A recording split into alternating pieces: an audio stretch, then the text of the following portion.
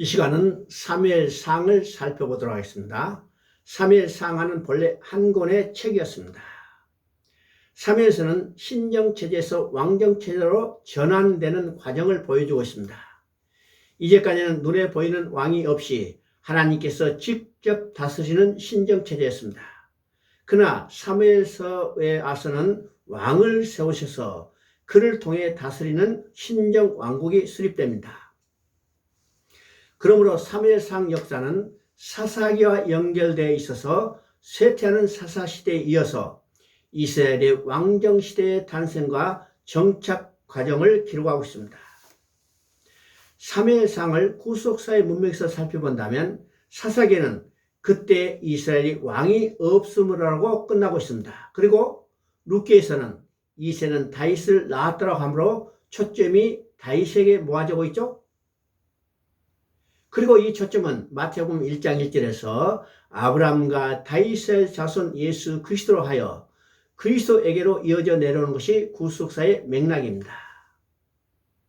사무엘상을 3명의 인물을 통해서 우리가 세 시기로 나눠볼 수 있습니다.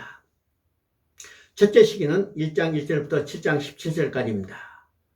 이 시기는 이스라엘의 마지막 사사인 사무엘의 탄생과 사역의 역사입니다. 두 번째 시기는 8장 1절부터 15장 35절까지입니다. 이 시기는 백성들의 요구에서 선택된 초대 왕 사울의 통치와 그 실패의 과정을 그리고 있습니다. 세 번째 시기는 16장 1절부터 31장 13절까지로 사울에 이어서 하나님께서 선택하신 다윗이 왕이 되기 위한 준비의 과정을 겪는 내용입니다.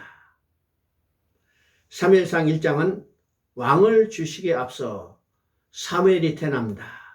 사무엘이 태어난 것은 사무엘은 왕에 앞서 보냄을 받은 길 준비자라는 말입니다. 사무엘이 태어나던 시대는 사사시대 중에서 가장 어둡고 혼란한 시대였습니다. 이 시대에 하나님은 사무엘을 보내셔서 왕정시대를 준비하게 하셨습니다. 예수님이 오시기 전에 어둡고 혼란한 시대에 하나님은 세례 요한을 보내셔서 왕의 길을 준비하게 하시고 그 다음에 빛 대신 예수님이 오신 것을 보게 됩니다. 그래서 사무엘이 태어나는 것은 세례 요한이 태어나는 것과 대칭을 이루고 있습니다. 사무엘상을 구속사의 관점에서 볼 때 핵심장은 8장이라 말할 수 있습니다. 이 8장에 보면 이스라엘의 장로들이 사무엘에게 찾아와서 요구합니다. 그들이 요구하는 것은 모든 나라와 같이 우리에게 왕을 세워 우리를 다스리게 해달라고 요청합니다. 여기서 왕을 요구하는 데는 사무엘상에 문제가 발생하고 있는 것을 보게 되죠. 하나님이 준비하신 왕을 그들을 위해서 세워달라고 요구하는 게 아니라 모든 나라와 같은 왕을 세워달라고 요구합니다.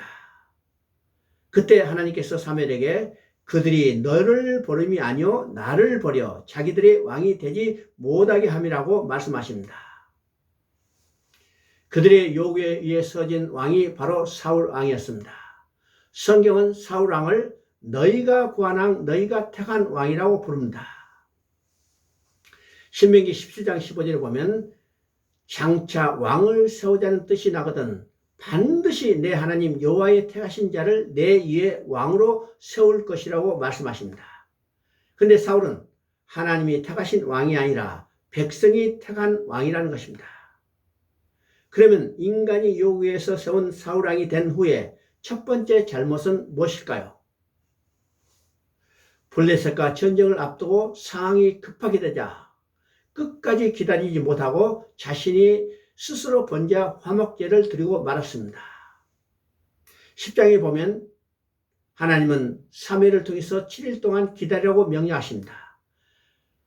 사울은 이 명령을 어긴 것이고 나아가서 스스로 번제를 드린 것은 제사장만이 드려야 하는 제사의 규례를 어긴 것입니다. 제사는 하나님의 부르심을 받은 제사장만이 드릴 수 있습니다. 이는 오직 한 분이신 우리의 대제사장 되시는 예수 그리스도의 중보를 뜻하기 때문입니다. 두 번째 사울의 잘못은 사무엘상 15장에 나옵니다. 여기서 아말렉과 전쟁을 할 때 아말렉의 모든 것을 다 진멸하라는 이 명령에 불순종한 것입니다. 여기서 그 유명한 순종이 제사보다 낫고 듣는 것이 수양의 기름보다 나으니라는 말씀이 등장합니다. 백성들의 요구에 의해서 세워진 사울이 하나님의 말씀을 믿지 못하고 또 불순종이 드러나자 하나님은 사울을 패하셨습니다. 그리고 사무엘상 16장에서는 사무엘에게 기름불을 가지고 이스라엘 제부에 가서 다윗에게 기름을 부으라고 합니다. 사무엘이 다윗에게 기름을 붓는 순간 다윗은 여호와의 영에 감동되었다고 합니다. 여호와의 영에 감동되었다는 것은 그가 하나님께서 기름 부으신 왕이 된 것입니다.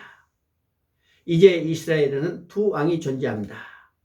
사람이 택한 왕 사울과 하나님이 준비하신 왕 다윗, 그리고 이스라엘 왕을 구원할 왕이 누구인가를 명백하게 드러내게 됩니다.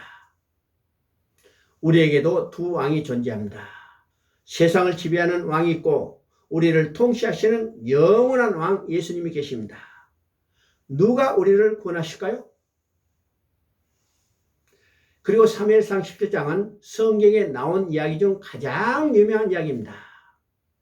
이스라엘과 블레셋 간의 전쟁이 벌어졌는데 블레셋 진영에서 골리앗이 나와 이스라엘 진영을 향하여 한 사람을 택해 내보내라고 말합니다.